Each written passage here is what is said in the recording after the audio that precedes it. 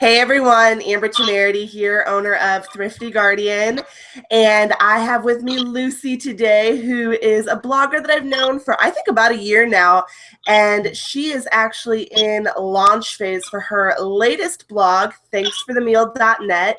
And welcome, first of all, Lucy. I'm so happy to have you here. Thank you. Arigato.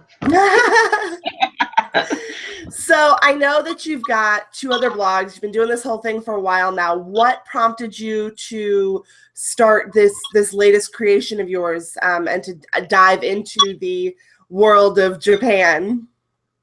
I ended up in Japan when I was 15, very unexpectedly, and I fell in love with it. And I spent the summer there, living with the family and studying Japanese. No one in my family had even been to Asia, and when I came back, I told my mom, "Okay, I love Japan. It will be my major in college. This is it." And everyone in my family just kind of looked at me and went, "Yeah, right." Well, it became my major in college. I went back again for junior year abroad and lived with a wonderful family in Tokyo, and got my degree, ended up working for a Japanese production company, and then called my mother and said, "I'm getting married to a Japanese national." So my relationship with Japan has been ongoing. It never really left, even though I moved back. I ended up living there for 13 years in all. But even though I moved back in '93 back to the States, I've always been in love with Japan. So this is That's sort the of short a answer. big passion project for you. Right. So do you think you'll still be focusing on your other two blogs, or is this going to be it? Like you found like this is what really lights you up, this is what really you want to focus on? Because I feel like if you lived there for 13 years and moved back in '93, but then still this many years later it's still tugging at you, huh? It's still tugging at me, and I think it always will. No, I plan to do all three. It's really interesting, which, as you know, Amber, is totally a challenge.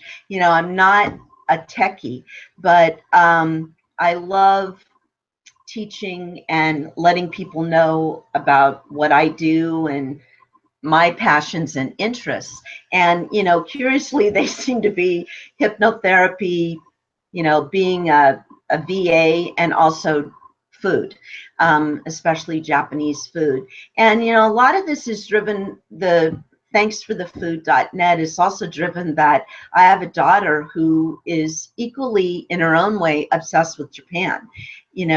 No pressure, but she loves Japanese food. She loves anime. She just finished her third year Japanese in high school.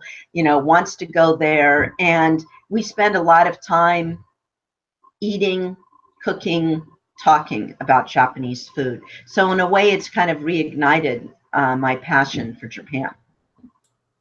That's amazing. I think, I'm not very familiar with the culture of Japan, but where I went to school, we had foreign exchange students, and Japanese was an offering there. And it's always been fascinating to me just because it is so different from the American culture. I mean, even just looking at, the way that they write and the way everything, it's fascinating to me. So will this blog be something where it's primarily focused on food, or will you bring in other aspects of their culture?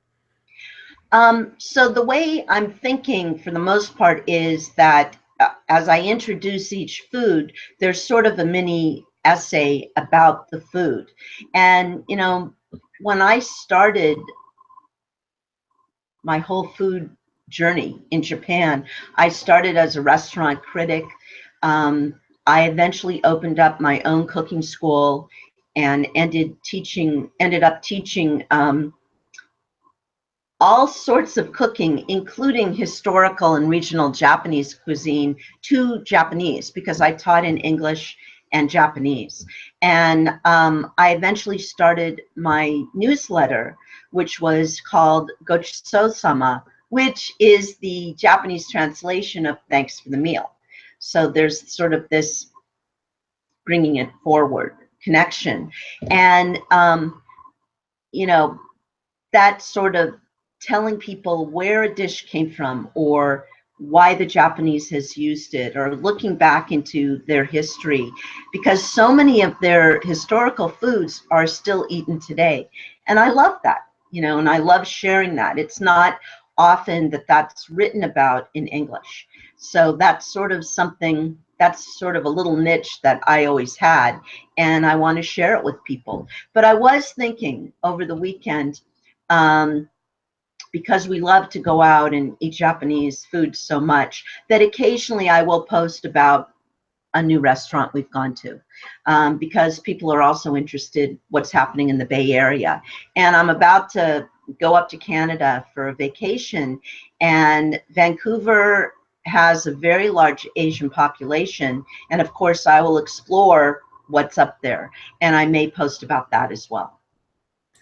That's really exciting. I had no idea that that was with Vancouver. And then in terms of like the recipes that you put out, would someone like me who lives, in the middle of Illinois, middle of the Midwest, could I follow those recipes, or is it going to be ingredients that might be a little difficult to find for somebody that's not in a more urban area? That's a really good question. I've tried as much as possible to give substitutions, or to say, if you don't have that, don't worry, you can still make it. I think we're really lucky in the States that with all the mail order you can do, or online ordering, or, wherever I go, I always end up going to the market, because I'm so interested to see, however big or small the town is, what do they have? What are people eating? What are the costs? What are the interests? And I mean, you can find the basics. You can find soy sauce. You can find mirin, which is sweet rice wine. And if you can't, you can fake it. So you can have sugar, you can find ginger. If you can't find fresh, you could use ground. So I think that it's totally possible.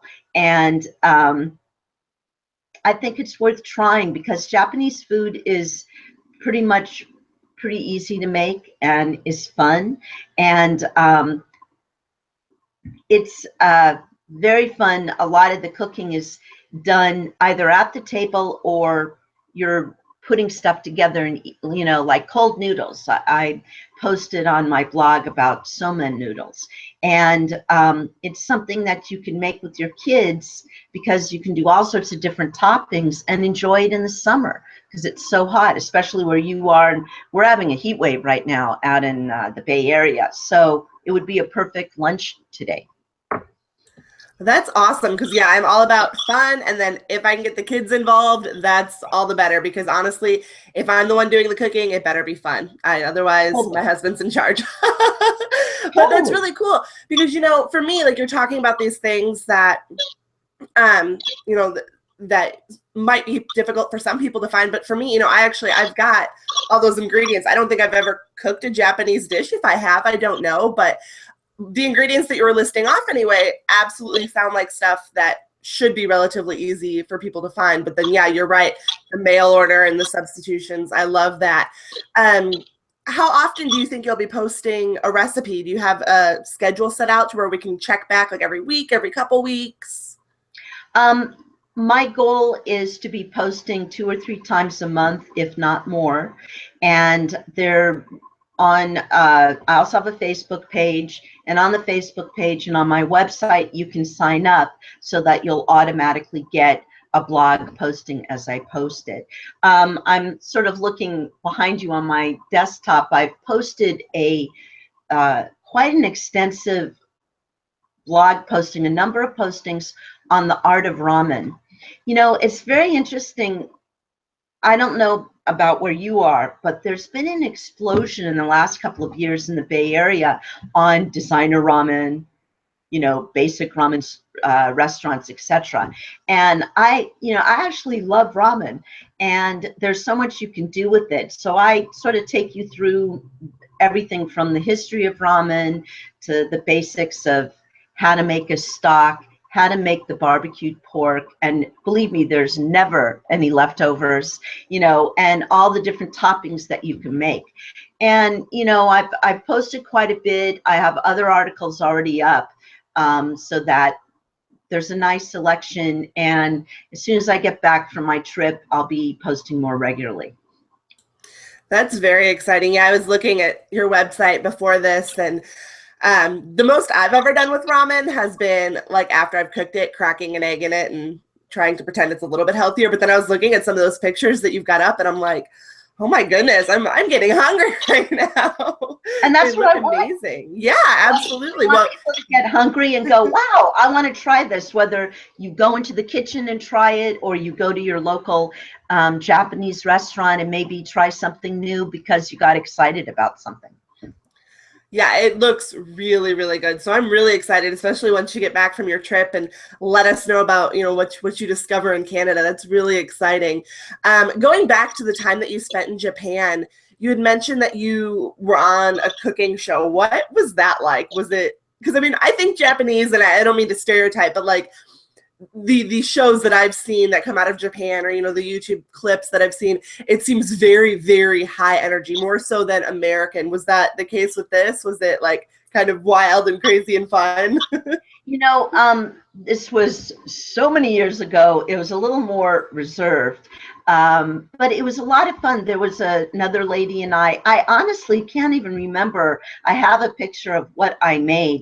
I was very nervous. I actually, although I worked in Japanese production companies for a long time, I was always behind the camera, and I've very rarely been in front of the camera. But I actually had a lot of fun.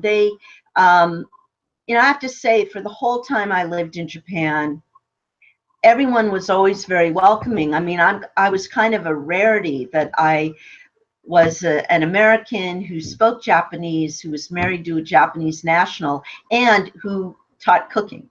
And not only taught cooking, but taught it not only in English, but also in Japanese, and taught all over the country. So they were fascinated by me and were always welcoming.